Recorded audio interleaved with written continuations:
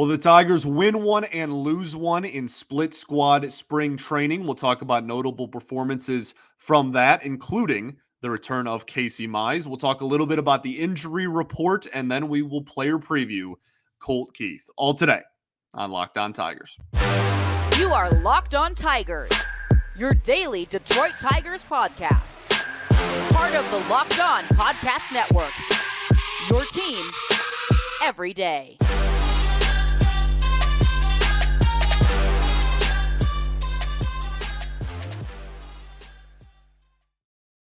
What is up, everybody? Welcome back to another edition of Locked On Tigers. I'm, of course, your host, Scott Bentley. Today is Wednesday, February 28th, 2024. Thank you so much for making Locked On Tigers your first listen every single day. We are free and available wherever you get your podcasts, including YouTube. Part of the Locked On Podcast Network, your team every day. Today's episode is brought to you by FanDuel. Make every moment more. Right now, new customers can join today and get $150 in bonus bets if your first bet of $5 or more wins. Just visit FanDuel.com/lockedon to get started.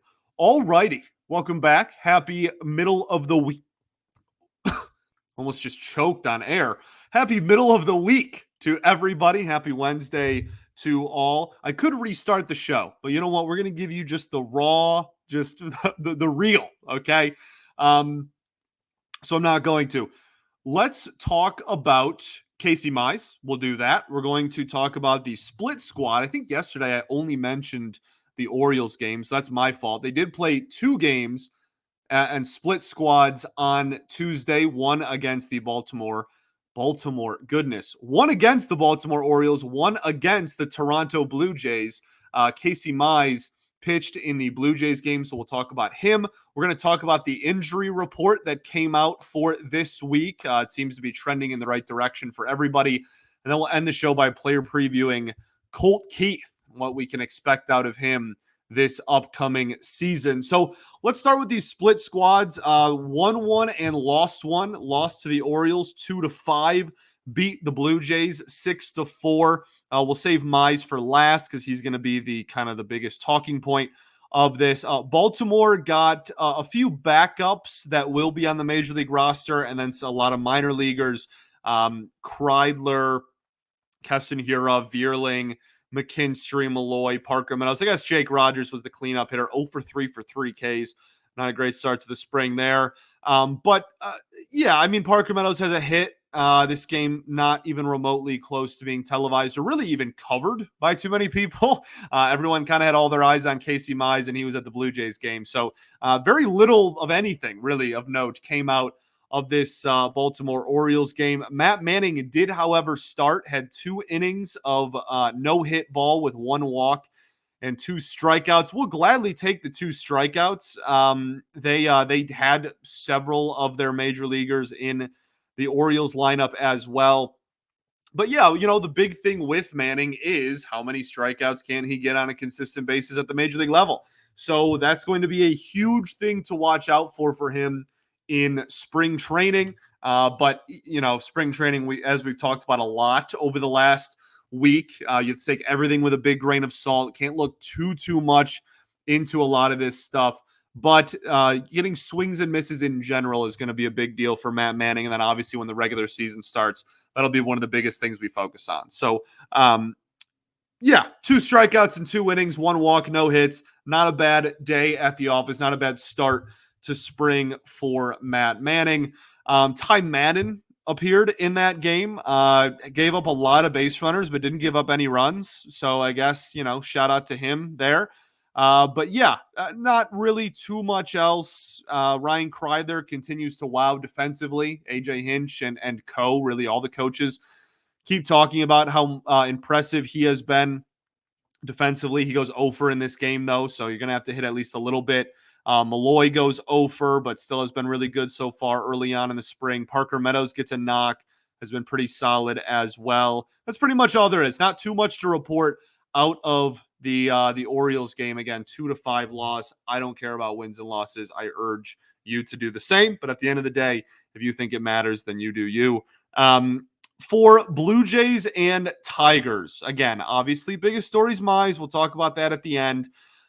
Offensively, Riley Green, 2 for 2 with a walk, got on base in all 3 of his plate appearances, says that he feels great and played right field today.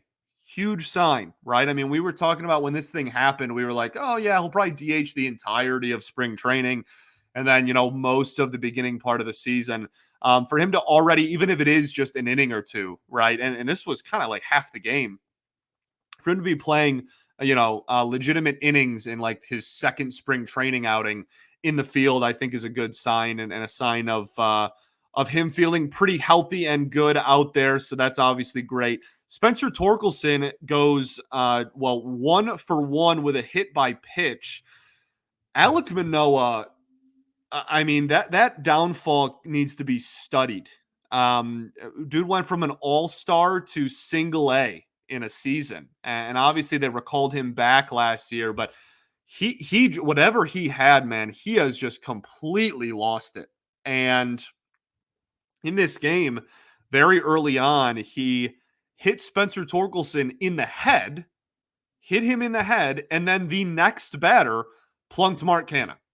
So all over the place for him to start off. And then Spencer Torkelson stayed in the game of spring training. So really a testament to how not injured he was. Because in spring training, if somebody stubs their toe, they're going to pull them, right? So I feel pretty good about, no injury coming out of that situation.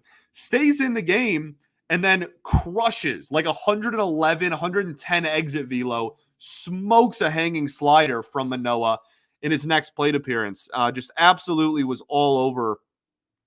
While either was getting hit all over or was all over everything Manoah was throwing. Alek Manoah's final line: 1 2/3, 4 earned runs, and no strikeouts. So not great. Again, what a fall off he's had. Certainly trying to find something within that. So, but Torkelson, Green, both do amazing. That's obviously a great start to the game for anybody. Mark Canha, like I said, played in this game, just had the hit by pitch and then 2 strikeouts. Gio Urshela started at third base, had 2 knocks in this ball game.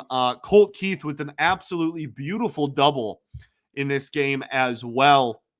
Really worked the at-bat extremely well. So good on him playing second base. We will obviously player preview him at the end of the show.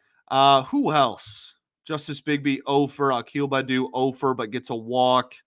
Javi Baez, Ofer. Doesn't have has not reached base yet in spring training in limited plate appearances. Roberto Campos getting a nod in this game. I don't know. Did he even have? He did have an at-bat.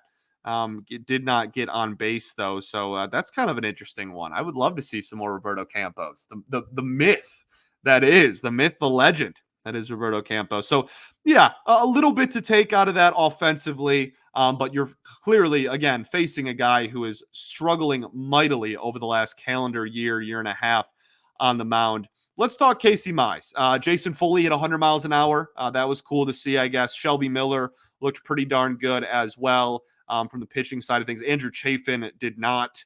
Miguel Diaz, shutout ball. Okay, let's talk Casey Mize. We will do that right after this.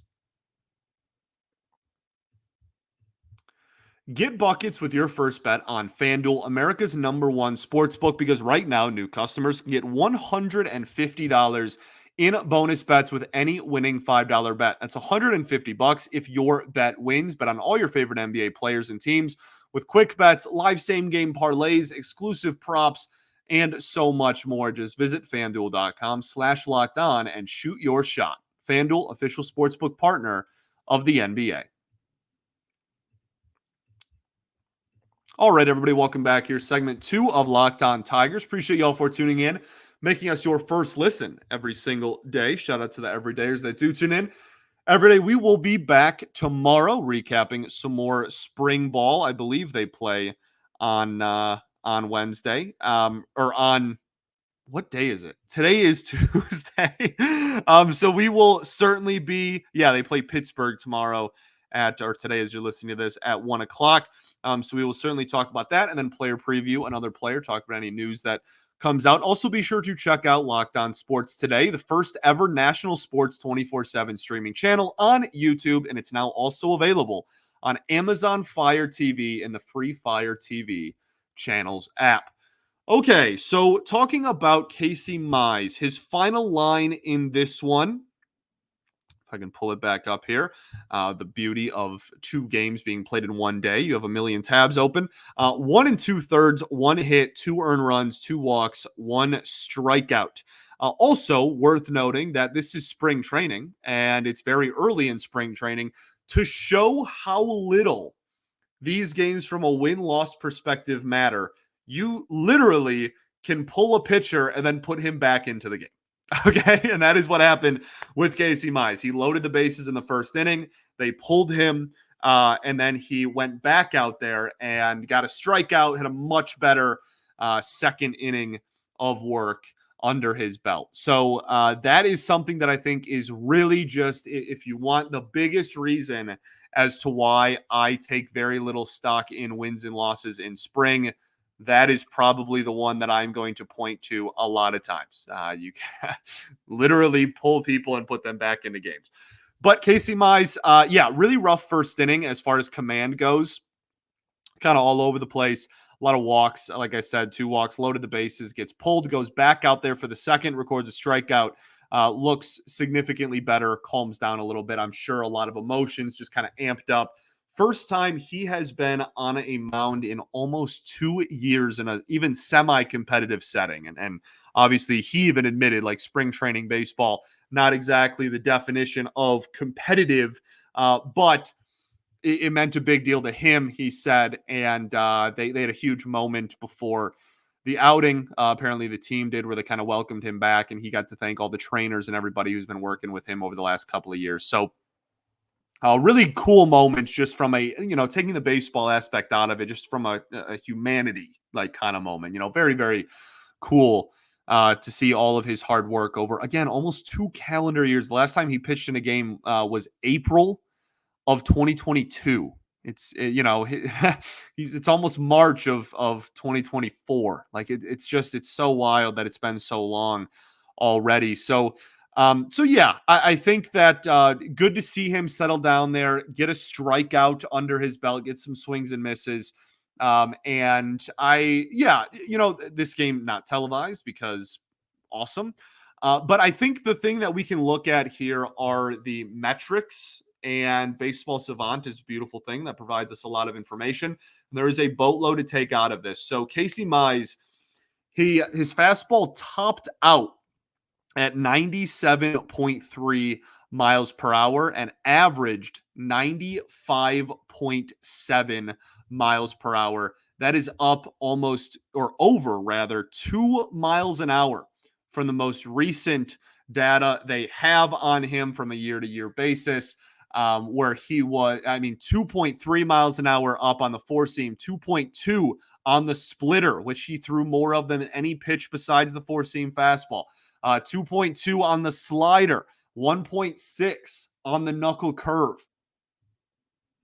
He was averaging 93.4 miles an hour in 2022, the last legitimate sample size of data we had on him, and 93.4 on the four-seam fastball in 2021, the last full close-ish we've got to full season from him. So the velocity way up. Now, same thing we said with Flaherty is true here, right? We got to try and keep an even head throughout all of this, level head. Like we will see how he looks the rest of spring. This was 1 2/3 innings, and he threw 20 four-seam fastballs. That's a legitimate amount. So that is what kind of gives me a lot of optimism here. And we'll do a player preview on Mize once he gets a few spring training performances under his belt, because if we did one right now, all I would tell you is, well, he could be terrible or he could be the number 1 overall pick amazing. Like, we'll see. So we're going to give a little bit more of a sample in spring until we kind of have a gauge of how he looks and what we can maybe expect out of him. But this is a great start. And again, I know the box score isn't pretty, but a lot of that is command based. And when you haven't pitched competitively in 2 years, that's just kind of going to naturally happen. So we're going to give him the benefit of the doubt here. And I think the stuff played super well. The other thing that was brought up a lot that I think is worth pointing out and is kind of a unique angle to it was his IVB which is kind of like we're getting really into the nitty gritty of some of the advanced metrics that we have these days. IVB is induced vertical break, so it takes a look at the difference between the amount of break a pitch would have just if gravity was the only factor in play versus the amount of spin you have on the ball makes it move a certain amount, and it kind of it takes a look at that difference between how much would this pitch break if I just threw it with kind of like no spin and just gravity was the only thing in effect versus, I'm throwing a hefty slider or sweeper or splitter in Mize's case, whatever. But fastball IVB is a really fascinating conversation because there is that's a rare stat where you want to be either really low or really high on the scale, and you don't usually tend to want to be kind of in like the average or middle of the road spot. So it's because that is just, I don't know, normal, like, because if you're not inducing a lot of vertical break, then you can have a lot of success with fastballs up in the zone with a lack of vertical break when it's kind of flat, just because plane swing bat path plane to plane of the ball, very hard to make direct contact, especially on elevated fastballs like that. But there are also guys that have 20 inches of IVB, and those guys are like that's an elite. You're getting into elite territory there, and in terms of just the amount of movement that you can do, and obviously more times than not, the more movement the better. So it's not an exact thing where if you want this IVB and that makes you a really good pitcher, and you want it to be exactly this, and that's going to directly lead to results. But a lot of guys, they know what shape they want their pitches to have. And so for Mize, kind of getting out of that dead zone and where it was pre Tommy John of, like this is an average fastball. It goes 93.5 miles an hour and it has average break. In this outing, it was moving quite a lot. And I mean, there are reports that it was up to at points 20, right? But it kind of sat around 18 for break. So yeah, I think that is a great sign as well. You got an uptick in velocity, you got an uptick in movement for the fastball as well. That was a big reason why he couldn't get swings and misses in his I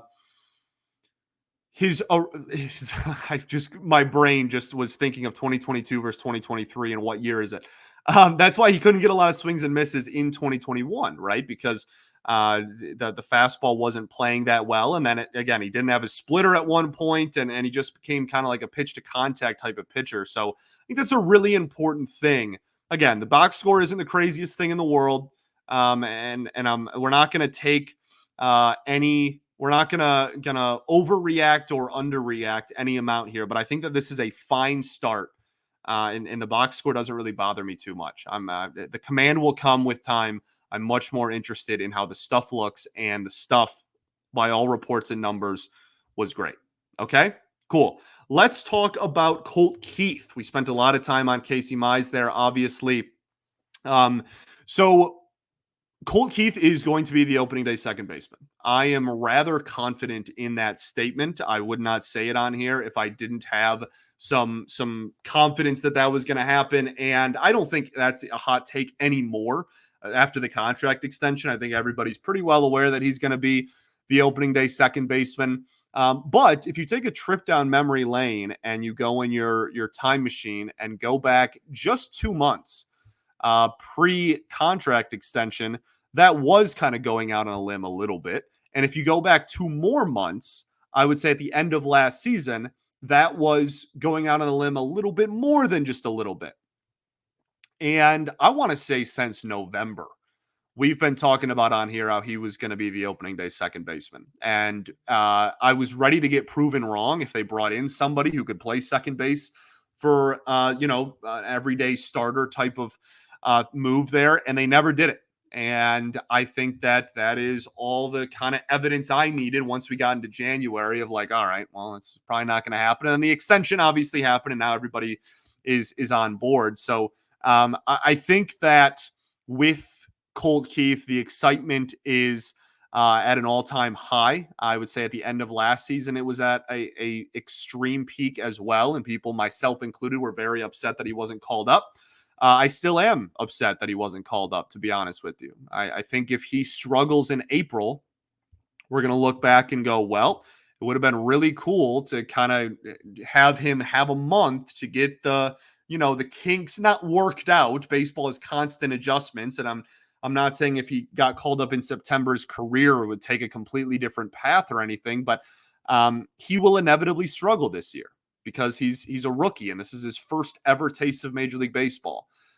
So I think I personally just would have called him up last season to give him a little bit of a taste of that, so that he can be maybe, I don't know, more prepared or has seen it before, at least when he heads into the regular season this year.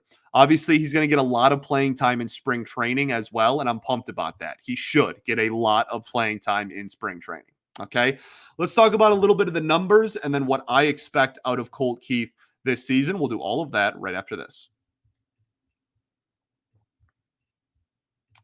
Well, got to talk to you all today about our friends over at Game Time. Game Time is the definition of clutch. I tell you all the time, they are the only ticketing app that gives you complete peace of mind with your purchase. You can see the view from your seat before you buy it, so you know exactly what to expect when you arrive. They also have deals on tickets right up to the start of the event, which is why I love them so much. Fits my spontaneous decision making when it comes to sporting events. Even an hour and a half after a game can start, they'll still have tickets. It's the place to find last minute seats. You can find exclusive flash deals on sponsored deals on tickets for football, basketball, baseball, concerts, comedy, theater, and so much more.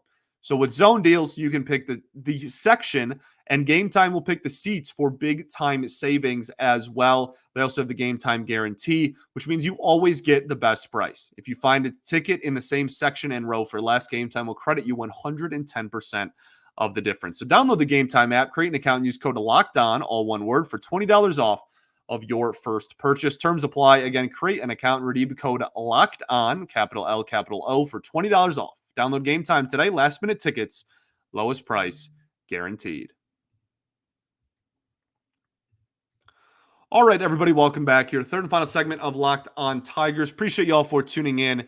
As always, talking a little bit about Colt Keith, the newest member of the Detroit Tigers second base room, I guess. That sentence kind of got away from me, but we expect big things from Colt Keith. And I think that is warranted and that is deserved. And that is something that he has kind of earned, as odd as that may sound. Last season in Toledo, in 67 games, had an 890 OPS and 13 home runs. And in Double-A Erie, had a 977 OPS and 14 home runs in 59 games. So, I mean, very similar numbers. The only difference is you see the numbers are maybe slightly a step down in AAA. AAA, in theory, harder pitching than Double-A on a consistent basis. But B, he had a slow stretch in AAA. And that's something that has been relatively consistent throughout Colt Keith's career, is that he will get called up, even in AAA. Like, he got called up in his first couple of games were really good still, and then he kind of took a step back after a week or so, and then he was back setting the world on fire again. The thing that they said in the introductory press conference, and that has been a reoccurring theme throughout his entire professional career, is this dude is incredible at making adjustments. And there's a big difference between being incredible at making adjustments against minor league pitching and being incredible against making adjustments against major league pitching. So that is going to be the big test. How quickly will he adjust? How often will he adjust? And is there going to be dead zones in his strike zone, which inevitably will happen, right? He's going to have a weakness in the zone or out of the zone that he chases something. How quickly is he going to be able to adjust to that at the major league level? These are all questions I have. But this is a guy who is a legitimate, ceiling wise, can be one of the best hitters in this lineup. He can be, I think, at his ceiling, one of the better offensive second basemen in the American League down the road, right? I'm not saying he's going to do that as a rookie this season, but I do think that the ceiling for him down the road is to be one of the better offensive second basemen in the sport. He has done nothing but rake since becoming a professional. and his development path has been a thing of beauty. I love the swing. It's a beautiful swing with a lot of power, a lot of um, launch angle is not a lot of launch angle because that's another thing, right? Where you don't want to have it be too high. But the swing clearly has launch angle in its consideration. It is very similar to Kerry Carpenter in that sense. The swings don't look the same really, but it's similar in the sense of he is clearly trying to drive the baseball and hit hard line drives, and he does a lot, and he has a lot in the minors.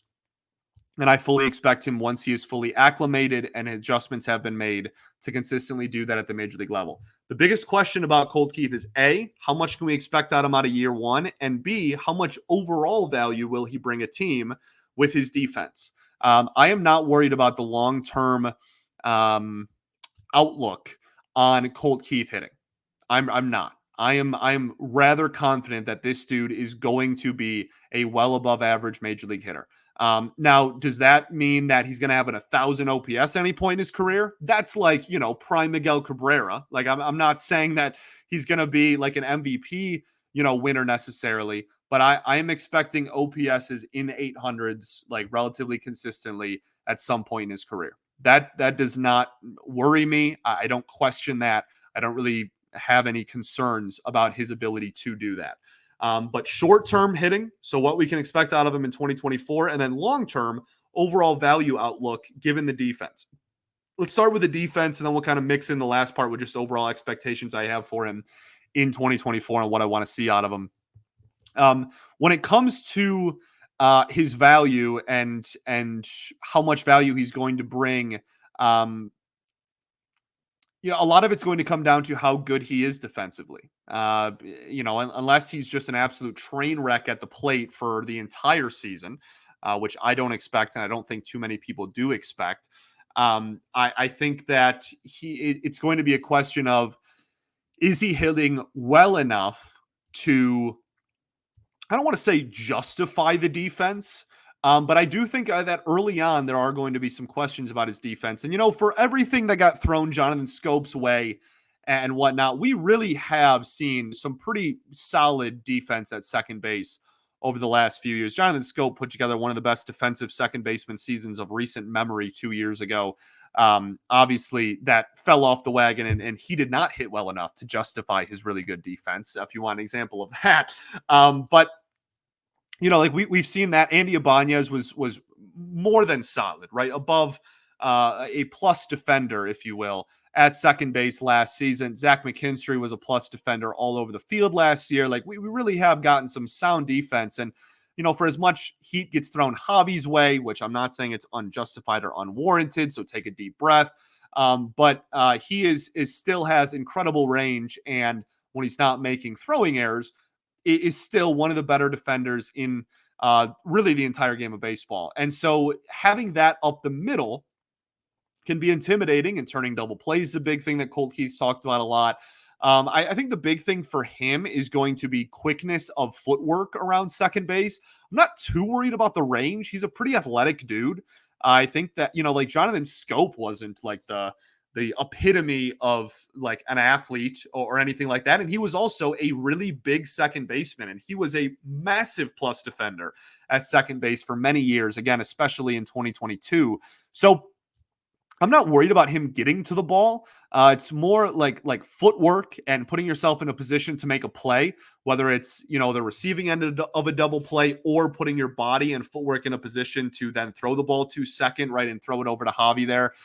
So I think that'll be a thing. Also, like transitions is like that's a really basic thing, but that's something that I'm going to have an eye on, right? Like just being able to if it's one thing to get to a ball, it's another thing to get the ball into a throwing motion as quickly as possible. So that's going to be something. I think there's going to be some growing pains. I'm not going to sugarcoat it. I would be pretty surprised if he was a positive defender in year one. Torkelson, nobody was talking about having defensive worries or anything like that from him in year one. And he was one of the worst defensive first basemen in baseball outside of scooping. I always have to say that because people freak out when I say that. He was elite at scooping. That was it, though. So I think when it comes to Keith, like I would be over the moon thrilled if he was even within, like if he was a -2 OAA and like, similar-ish DRS and wasn't making a ton of errors. Like if he was even a -1 or a -2, I think I would be thrilled in year one, right? That would be like, okay, like I'm confident now that this dude can actually be a solid defensive second baseman going forward. But if he rakes, right? If this dude is, like 850 OPS in a couple of years, then people are just going to be like, you know what? He's not a very good defender. We don't care. He's one of the best hitters on the team, right? So that is all things to keep in mind with this. But year one, I'm really just looking for him to not look egregious out there, which is a super low bar. That's all I want. I just want him to look somewhat comfortable, not look out of place, and just look solid enough where I go, okay, maybe in 2 years you could get a net zero defender out of this, or, dare I say a plus defender. Okay.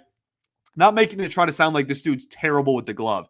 He is athletic. He has the ability to be good. That is just one of the bigger questions surrounding him.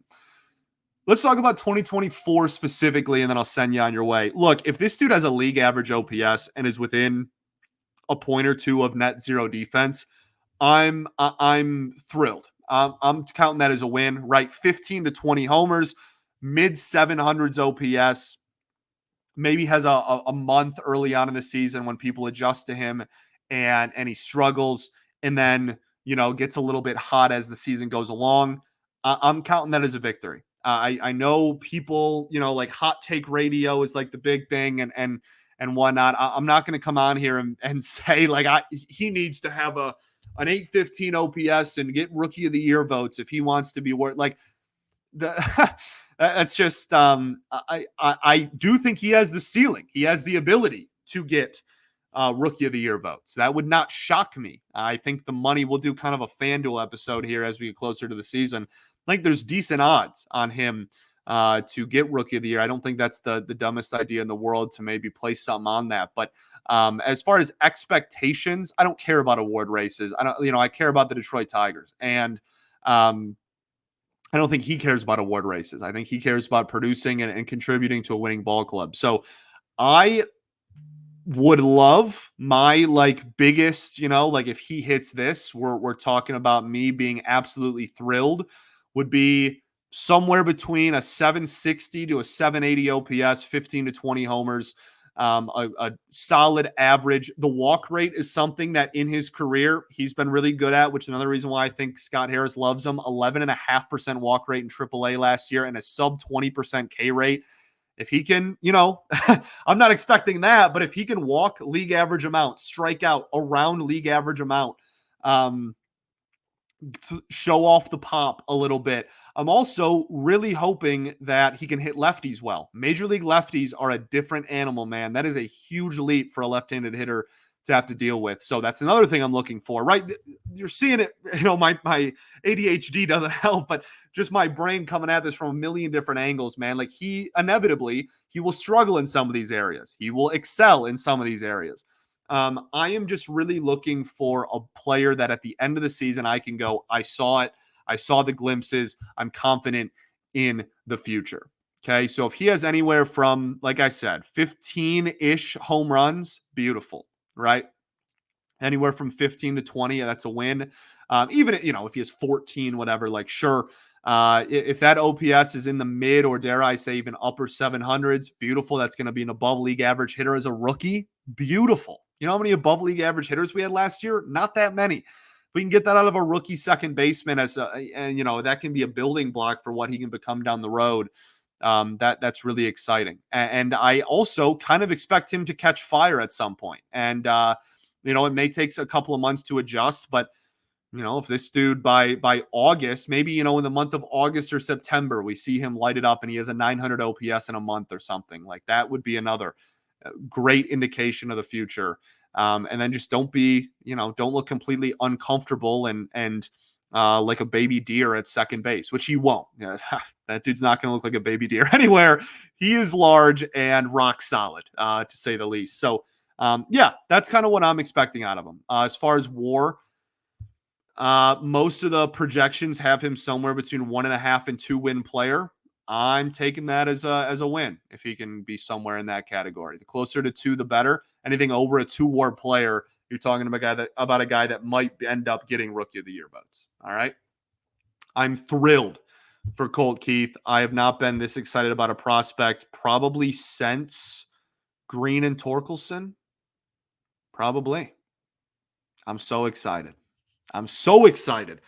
And part of me wants to just go, you know what? Just throw like the analysis and the analyst part of your brain out of here and just like be a fan for 5 seconds. I hope this dude crushes and wins Rookie of the Year. Like that's what I really want. Like I want this dude to go out there and have an 815 OPS with 23 nukes and 80 RBIs and just like go out there and people are like, this guy can absolutely rake. But I gotta separate the emotional part of my brain and the logical part of my brain, which I struggle to do a lot, as my therapist knows. So we'll see what happens. Thanks for making Locked On Tigers your first listen every single day. Shout out to the everydayers that do tune in every day. A couple of longer episodes, the last two. I apologize about that. We'll try our best to cut down and get back closer to 30 going forward.